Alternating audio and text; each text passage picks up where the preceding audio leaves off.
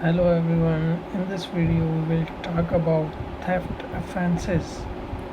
Here also we discuss about types of thefts. In Georgia, thefts is the taking or converting of one's property or services without authorization with and the intent of depriving the owner of lawful possessions, use or right to the property or service. There are four basic kinds listed below in this video. Taking. This one is the most obvious. This includes physical taking something from someone, stealing a wallet from a stranger, or electronically stealing money from a stranger account. Deception.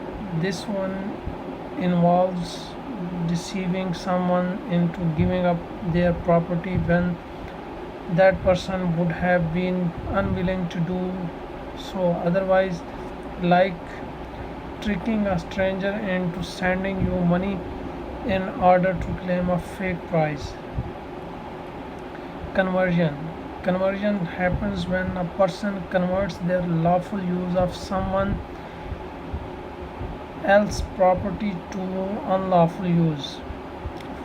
For example, an adult child would be guilty of conversion if he used his parents' money against their intent in order to go on a cruise instead of using it to pay their bills.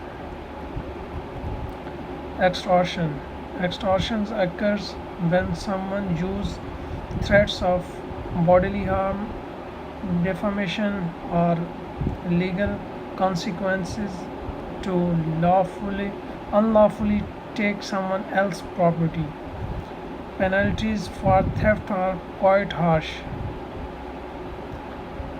A misdemeanor will result in a prison sentence of less than a year,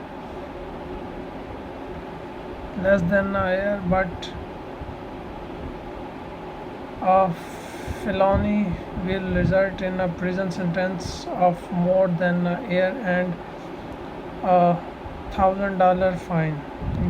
Georgia judges reserve the rights to sentence someone felonies, those punishable by 10 years or less, misdemeanors instead.